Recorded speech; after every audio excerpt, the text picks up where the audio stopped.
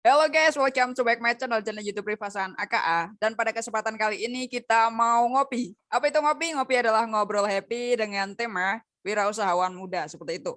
Oke teman-teman semua, jadi kita di sini menghadirkan narasumber dari Kak Arswinda. Beliau itu adalah salah satu dari wirausahawan muda yang kemarin kuliah di jurusan peternakan dan juga pertanian.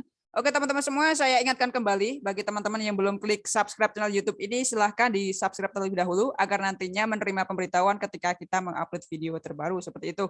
Jadi untuk obrolan kita pada hari ini akan sangat seru sekali guys ya, karena di sini kita akan membahas terkait apa aja sih kendalanya, kemudian bagaimana sih prospek kedepannya, dan tentunya masih banyak lagi. Oke guys, seperti apa bicaraan kita pada hari ini? Pokoknya langsung aja check it out. Halo Kak Arswinda. Halo, Gimana nih Kak kabarnya? puji Tuhan baik. Gimana Mbak Rifah kabarnya? Saya baik juga, alhamdulillah. Oh ya, sekarang kesibukannya ngapain aja, Kak? Untuk aku sendiri, kesibukan aku buat saat-saat ini paling lebih fokus ke skripsi ya, sama sesuai dengan obrolan kita hari ini, aku sekarang lagi ngembangin usahaku di bidang parfum. Oh Kayak gitu. gitu, ya, ya, ya. Wah mantap banget Kak. Semoga untuk tahun ini bisa segera lulus ya Kak ya, dan juga bisa sidang seperti itu. Ya Kak, jadi kan Amin, terima kemarin tuh kita kasih. dapat request dari teman-teman terkait dari apa namanya, Kak buatin ini dong, kayak misalnya tips dan triknya bagaimana sih cara kita berwirausaha, bagaimana kendalanya, kemudian prospeknya kayak gimana. Nah, kebetulan sekali kita menemukan dari narasumber kita dari Kak Arvinda sendiri, ini kebetulan udah bergelut ibaratnya di bidang wirausaha kayak gitu. Nah, mungkin kita di sini mau minta bantuan buat teman-teman untuk nanti bisa menyaksikan dari Kak Arswinda sendiri terkait nanti kita akan sharing apa aja sih. Semoga nanti untuk ilmu kita yang akan dibicarakan ini bisa bermanfaat buat teman-teman semua kayak gitu. Nah, kalau dari Kak Arswinda sendiri sebenarnya yang dinamakan wirausaha itu apa sih, Kak? Eh, Wirausaha atau yang kita kenal sekarang tuh lebih kayak dengan kata entrepreneur ya. Itu kalau menurut aku sendiri itu adalah sebuah apa ya, kegiatan di mana kita tuh mengimprove diri kita sendiri buat break the limit. Maksudnya kita tuh harus keluar dari zona nyaman kita dengan cara kita merealisasikan ide yang ada di dalam otak kita. Kalau menurutku entrepreneur tuh kayak gitu. Bukan mungkin kalau secara harafiah, maksudnya secara pengertian yang apa namanya, pengertian yang saklek gitu ya, itu kan kayak wirausaha tuh mesti bicara soal kayak kita bikin lapangan pekerjaan kayak gitu. Tapi kan untuk sampai ke tahap bikin lapangan pekerjaan buat orang lain itu tuh memerlukan dari diri kita dulu sendiri kan. Gimana cara kita mengeksekusi ide yang ada di dalam otak kita kayak gitu. Oh ya, ya. Berarti pada intinya wirausaha itu adalah ketika bagaimana sih cara kita buat apa namanya mengembangkan bisnis kita sendiri, ataupun ibaratnya kita adalah untuk kedepannya itu bakalan ibaratnya semoga ya bisa membuat lapangan pekerjaan buat orang lain gitu ya Kak. Berarti intinya kan kita di sini bukan bekerja untuk orang lain, tapi kita di sini adalah untuk bagaimana caranya kita bisa membuat lapangan pekerjaan itu ya Kak ya. Berarti itu lumayan ya Kak, Ya bisa benar. mengurangi pengangguran gitu kan. Ya benar. Soalnya prinsip entrepreneur yang aku pegang itu adalah kita bisa menjadi bos buat diri kita sendiri. Ya nggak menyalahkan orang yang memang lebih prefer kerja sama orang lain, karena mungkin itu memang pilihan mereka gitu kan. Cuman menurut aku menjadi entrepreneur tuh suatu bonusnya adalah kita tuh bisa, jadi bos buat diri kita sendiri, kita bisa mau ngatur apapun yang kita mau atur gitu kan. Sedangkan kalau kita kerja sama orang lain kan otomatis kita tunduk sama peraturan yang ada, kita nggak bisa seenak kita sendiri. Sedangkan kalau pas kita jadi entrepreneur itu kan semisal katakanlah pengen jualan ya jualan, pengen libur dulu ya libur kayak gitu. Jadi yang bisa manage itu diri kita sendiri kayak gitu. Berarti emang ibaratnya di sini itu kita mau berwirausaha ataupun kita mau kerja sama orang lain itu terserah kita ya kan. Yang penting apa namanya kita Ya, tidak merugikan orang lain dan juga kita merasa nyaman kayak gitu. Nah sekarang nih Kak, sejak kapan benar-benar. sih dari Kak Arswinda sendiri itu udah seneng ya namanya kayak berwirausaha? Terus kenapa sih kok harus berwirausaha? Mungkin bisa dijelaskan buat teman-teman semua biar tahu kayak gitu Kak. Oke, kalau boleh sedikit cerita, sejak kapan sih aku suka berwirausaha atau suka dagang gitu ya katakanlah. Itu tuh sebetulnya dari aku zaman SD itu aku udah suka jualan gitu loh. Jadi zaman dulu tuh apa namanya, aku suka jualan kue, terus makanan yang dibuat sama ibu atau sama saudaraku gitu kan. Aku jual gitu dan dan laku. Dari situ tuh aku kayak enak juga ya jadi wirausaha atau berdagang gitu. Kenapa enak? Pertama, kita tuh sosialisasi sama orang tuh lebih tinggi gitu mobilitasnya. Kan otomatis kalau kita mau jualan, kita harus kayak komunikasi gitu kan sama orang lain. Otomatis kita tuh punya sosialisasi yang bagus gitu. Di samping itu, ketika kita sudah menjalin sosialisasi yang bagus, otomatis itu kan menjadi relasi kita. Relasi ini dalam artian tuh entah nanti tetap jadi penjual dan pembeli, ataupun ke depan tuh kan kita nggak tahu ya namanya hidup gitu kan. Mesti kayak pasti ada kok, oh ternyata aku kenal sama orang ini nih, nah aku punya relasi, aku punya channel, jadi ke depan tuh ada apa-apa tuh dimudahkan karena kita udah kenal. Bahkan kenalnya itu hanya karena aku berdagang, aku jualan gitu. Terus dari SD itu lanjutlah ke SMP, mungkin nggak terlalu ya, karena dulu mungkin SMP masih masa-masa labil gitu. Terus lanjut ke SMA, SMA aku sempat sekali 2 kali jualan makanan gitu. Terus sampai akhirnya aku beralih ke baju, karena pas zaman-zaman SMA itu kan ini ya, maksudnya kita lagi puber gitu kan, suka gonta-ganti baju segala macam. Itu aku jualan baju ekspor kayak gitu sama temenku, dan puji Tuhan juga berhasil, maksudnya lumayan gitu kan. Sampai akhirnya masuk kuliah. Nah, di mana di masa kuliah itu adalah kayak titik balikku gitu loh, buat bener-bener menentukan aku tuh jualan bukan cuma sekadar jualan gitu, tapi memang aku menjadikan diriku emang sebagai entrepreneur gitu, bentuk branding diriku tuh kayak gitu. Itu tuh diawali pada tahun 2017 akhir menuju 2018 awal. Jadi kayak bulan Desember 2017 ke Januari gitu, pas masa-masa kita libur semesteran, zaman-zaman masih semester 1 mau kedua gitu. Nah, di situ tuh entah gimana ya, cuman kayak aku merasa kayak perlu sih nih kayaknya aku awam kayak ya entrepreneur dagang gitu kan. Mungkin emang karena kepepet, tapi ternyata aku enjoy sama itu gitu kan. Aku bisa menjalani, bahkan waktu itu kalau sempat teman-teman tahu anak-anak Undip dan FPP itu aku punya dapur Wen-Wen. Itu waktu itu sering banget bukan collab sih ya, maksudnya kayak anak-anak kan dulu zaman-zaman masih danus ya sebelum ada corona ini.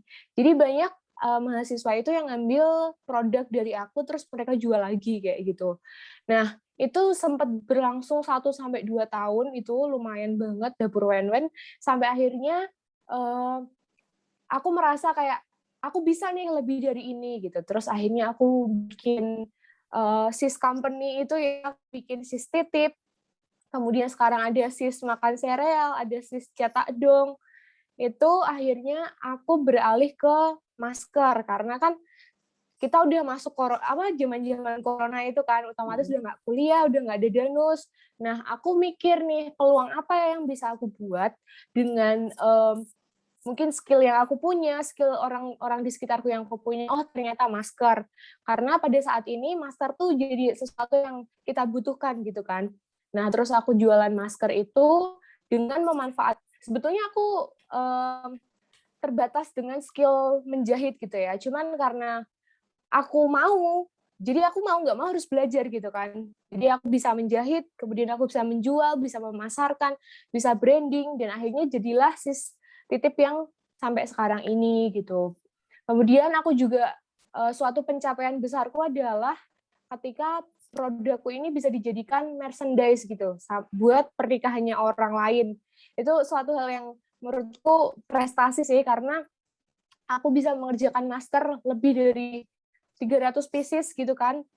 Dengan maksudnya usaha homemade, bahkan handmade gitu kan ya.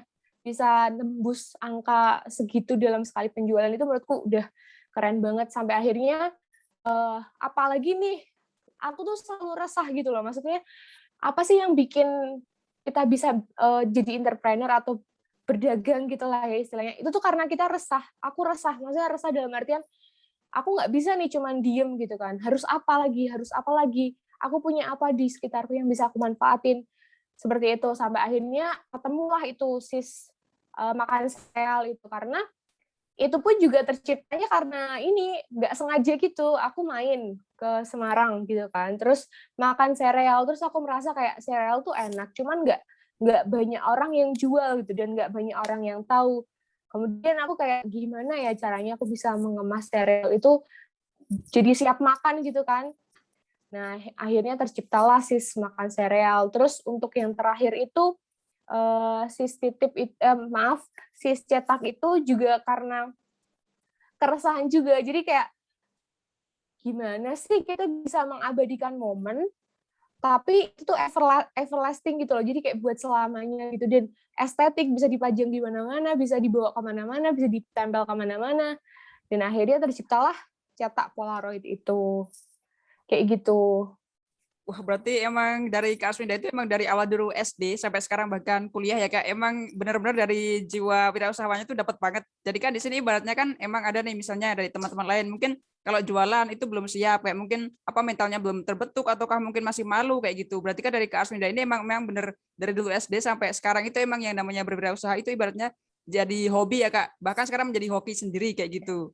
Bahkan sekarang kan udah Iya. dapat kayak misalnya produk-produk yang gede-gede kayak tadi sis cetak, kemudian dapur wen-wen, tentunya masih banyak lagi produk-produknya sekarang kayak gitu. Oh ya Kak, kalau pernah nggak sih kalau misalnya kita jualan nih, kita misalnya kan kalau jualan itu harus ngomong sama orang, harus menawarkan produk kita. Pernah nggak sih kayak gitu tuh kayak kita malu gitu Kak? Dan juga kita merasa takut, Nah, bahkan untuk jualan kita mungkin takutnya nggak laku kayak gitu. Pernah nggak ngerasain kayak gitu? ini pertanyaan yang benar-benar menarik. Bahkan aku juga pernah struggling buat hal itu gitu kan. Sebetulnya satu sih, kalau misalkan merasa malu, itu yang perlu diingat cuma satu, ingat goals atau ingat tujuan kamu, kenapa kamu kayak gini, kenapa kamu melangkah gitu kan. Kalau aku sih dulu jujur aja, kalau misalkan pengen entrepreneur, pengen apa segala macam, pengen dagang, pengen jualan itu kan tujuannya cuma satu kan. Misalkan nih aku punya wishlist barang, gimana caranya aku bisa beli? Nah, aku harus jualan kan. Dengan hal-hal kecil seperti itu tuh akan meningkatkan kepercayaan diri kita karena kalau aku nggak ngomong, kalau aku nggak nawarin barangku, ini nggak kejual, aku nggak bisa beli ini, kayak gitu. Nah, hal-hal yang seperti itu tuh perlu ditanamkan dalam diri kita buat kita tuh bisa terpacu gitu kan. Gimana caranya, dan mikir strategi marketingnya gitu loh. Jadi kan nggak selamanya kita tuh harus, sekarang kan ya kayak yang kita tahu aja dunia tuh udah sangat amat modern ya. Kita jualan bisa by e-commerce, bisa sosial media. Jadi nggak harus door to door gitu kan. Even buat mengenalkan produk itu memang masih harus seperti itu karena ketika orang nggak lihat, orang nggak tahu secara langsung, mereka tuh kayak ragu kan dengan apa yang kita jual. Nah, buat mengatasi rasa malu itu, yang pertama kan aku tadi bilang, tanamin dalam dirimu apa yang menjadi goalsmu. Pasti kamu kayak langsung, oh iya, aku nggak boleh malu karena aku punya tujuan. Terus yang kedua, aku mikirnya gini, kenapa harus malu gitu kan?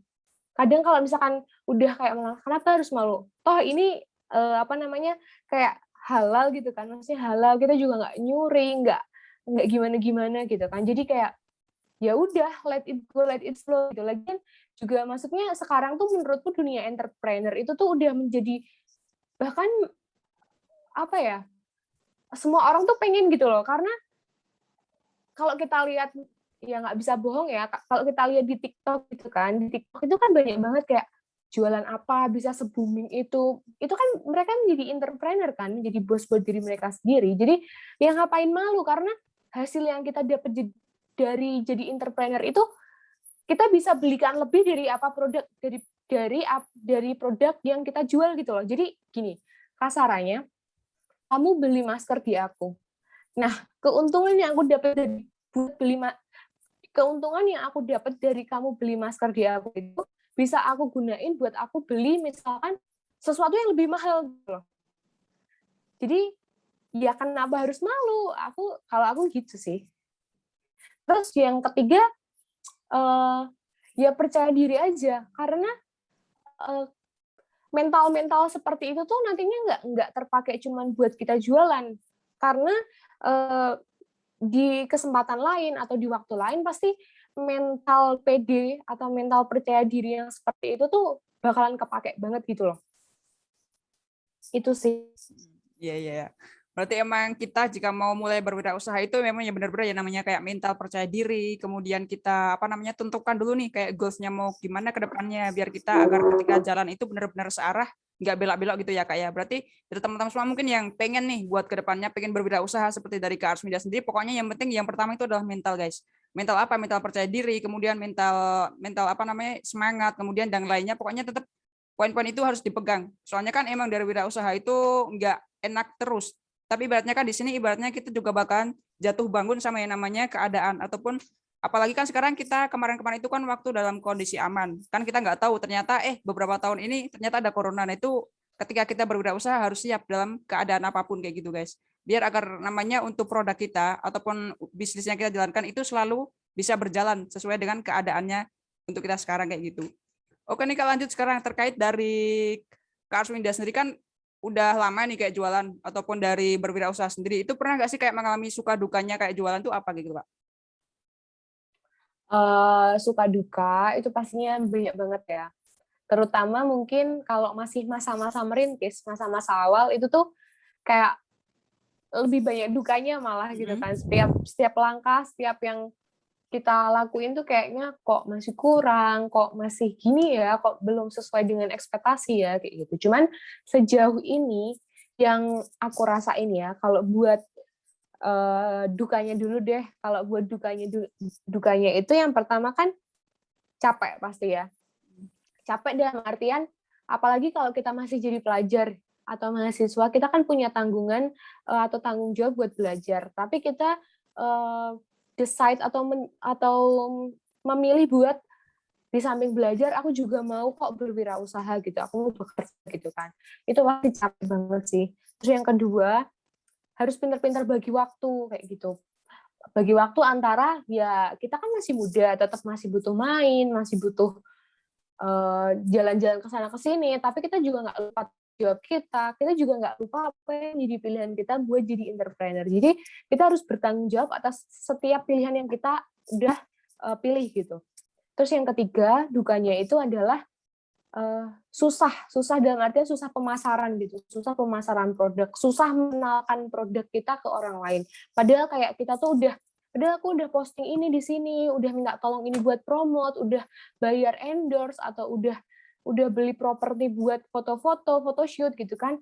Tapi kok belum dapat feedback, padahal kita udah mengeluarkan modal yang banyak gitu kan. Itu juga suatu hal yang menyedihkan sih, karena kayak aku tuh udah effort loh, aku udah usaha loh, tapi kok aku nggak dapat feedback apa-apa dari effortku ini. Itu juga menurutku suatu kesedihan.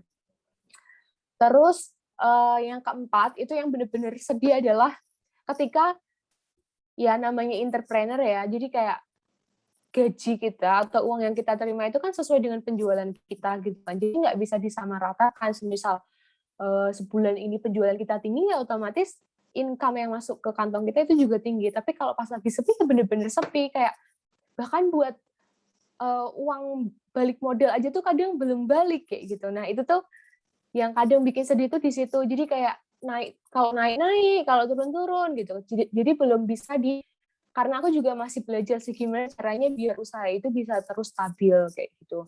Terus kalau buat senangnya sendiri, pasti banyak banget ya. Senangnya itu yang pertama ya kita punya relasi tadi, punya banyak teman dari jualan, kemudian kita juga belajar komunikasi dan baik sama orang lain, terus belajar percaya diri karena ketika kita harus memasarkan sesuatu, kita harus memberikan kesan atau image yang baik gitu kan. Jadi kita harus diawali dengan rasa percaya diri kita. Terus yang kemudian juga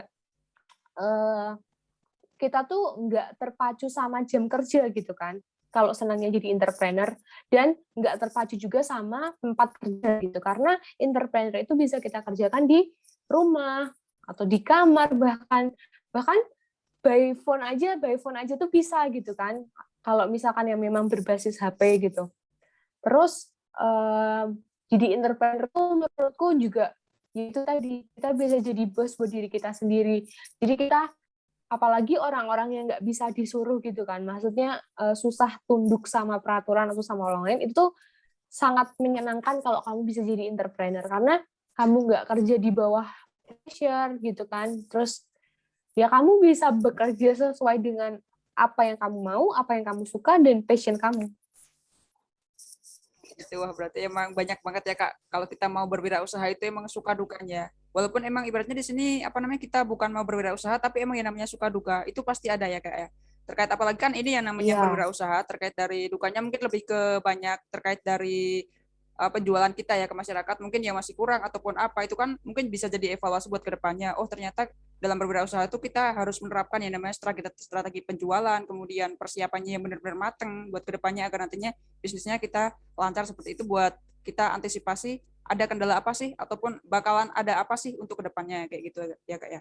Terus sekarang ini lanjut Kak terkait dari pengalaman. Nah mungkin kan dari Kak Arswinda itu udah lama banget juga di berwirausaha. Itu pasti dapat nih kayak namanya pengalaman. Misalnya contohnya ada nggak sih Kak kayak pengalaman lucu kayak gitu ketika dalam berwirausaha mungkin lagi ngejual produk ternyata ada apa namanya teman-temannya yang kayak gimana gitu Kak. Ada nggak pengalaman lucunya?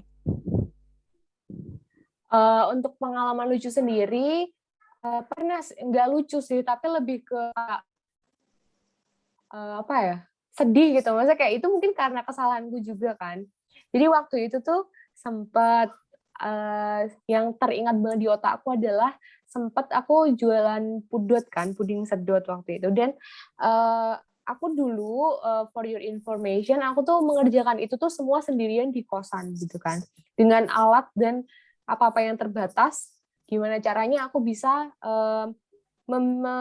mendedikasikan diriku gitu kan buat jualanku. Pada saat itu aku jualan pudot, kemudian ada suatu organisasi tuh pesan dengan jumlah yang banyak, dan pada waktu itu tuh kenapa aku nggak bisa handle karena kayaknya ada praktikum gitu. Jadi aku nyicil buat dari hari sebelumnya. Dari hari sebelumnya udah aku buat dan pikirku kalau misalkan puding atau jelly, ya itu kesalahanku sih ya. Karena kalau misalkan sebelum dia masuk kulkas itu kan harus dalam kondisi yang dingin dulu kan. Nah, udah kondisi dingin, tapi nggak setelah dingin tuh nggak segera aku masukkan ke kulkas gitu loh. Jadi masih aku tunggu berapa jam gitu. Dan apa namanya akhirnya tuh aku aku pikir kan baik-baik aja kan sampai akhirnya puding itu diambil oleh yang bersangkutan dan ternyata eh, puding itu tuh rasanya udah ini kecut gitu Oh gitu. karena kan ya base-nya kan aku pakai susu kan dan ternyata aku salah gitu salah salah salah menempatkannya itu gara-gara karena aku ingin praktikum sedangkan daganganku ini belum sempat aku masukin ke kulkas ya itu seperti itu yang jadi aku tahunya kalau itu pun juga udah nggak enak itu tuh pas udah sampai di customer gitu kan jadi kayak waktu itu memang reputasi dan juga segala-galanya tuh kayak dipertaruhkan banget gitu jadi kayak aku merasa aduh kalau kayak gini gimana ya kayak gitu. Iya ya, berarti emang itu ada salah satu hal yang benar-benar bikin kita takut ya Kak ya, terkait dari ini. Soalnya kan apa namanya, yang itu tuh ibaratnya kalau jualan kayak gitu emang benar-benar yang namanya kualitas. Baik itu di customer itu memang harus benar-benar ada kayak gitu ya. Oke lanjut Kak, sekarang terkait dari pernah nggak sih kayak mengalami rugi kayak gitu? Terus bagaimana sih cara kita mengantisipasinya agar kita tidak rugi buat kedepannya kayak gitu Kak? Kalau untuk kalau rugi jelas kan waktu itu aku rugi kan nah karena aku ingin mempertahankan nama baik atau brandingku, jadi aku bertanggung jawab dengan cara aku mengembalikan 50% dari uangnya itu gitu. Dari uang dan juga untuk produk yang rusak aku ganti. Itu sebagai tanggung jawabku sebagai owner kan.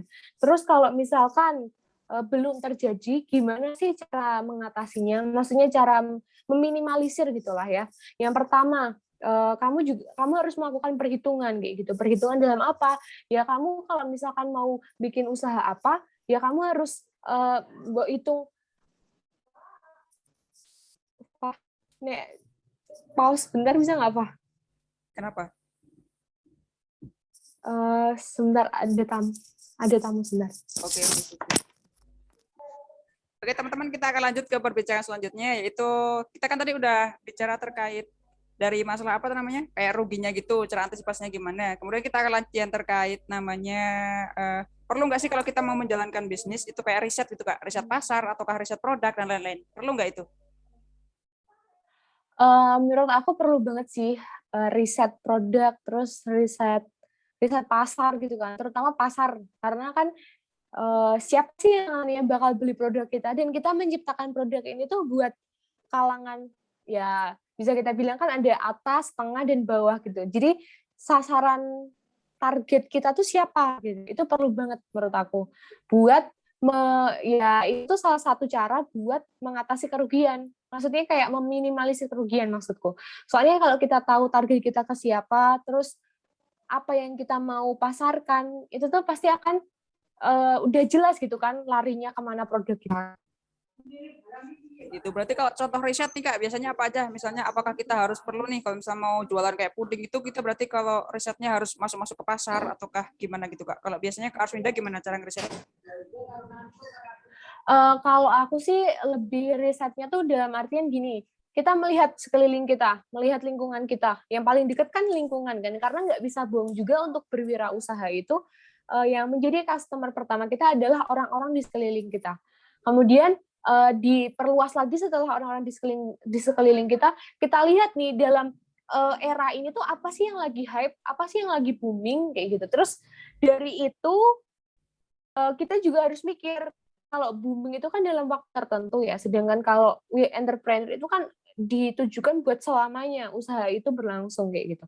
Nah, dari ketiga aspek itu, terus kamu cari nih benang merahnya. Kira-kira apa ya yang sesuai gitu kan. Sesuai ini juga nanti disesuaikan lagi sama diri kita sendiri. Kalau misalkan lingkungan bilangnya kayak gini, terus pasaran bilangnya kayak gini. Pasaran tuh orang-orang yang pengen kita target buat dijual gitu kan. Terus yang lagi hype tuh kayak gini. Terus apakah hype ini akan berlangsung selamanya usahanya atau enggak gitu kan? Jadi kita perlu ambil garis merahnya, terus kita sesuaikan tuh sama diri kita. Kalau misalkan aku usaha A, apakah cocok ya karena usaha ini tuh apa namanya, memerlukan modal seperti ini, seperti ini, seperti ini. Apakah sesuai dengan aku kayak gitu? Oke, berarti emang yang namanya kayak riset itu memang benar-benar perlu ya Kak ya, terkait dari apa namanya, kalau kita mau jualan produk ataupun apapun kayak gitu. Oke Kak, ini pertanyaan yang terakhir terkait dari tips dan trik bagi teman-teman semua yang pengen mulai usaha, itu gimana Kak? Kalau buat teman-teman nih yang pengen mulai usaha, menurut aku tuh pertama jangan takut. Jangan takut dalam artian pokoknya fokus aja sama apa yang pengen kalian kerjakan. Terus setelah itu jangan takut mencoba, jangan takut gagal, karena nggak selamanya yang berarti gagal itu tuh kayak nggak bisa kayak nggak bisa diperbaiki gitu kan. Bahkan dari kegagalan itu tuh kita bisa belajar, oh ternyata tuh aku usaha ini, aku tuh nggak boleh melakukan ini, nanti aku gagal seperti yang udah-udah, tapi aku harus seperti ini, harus improve diri,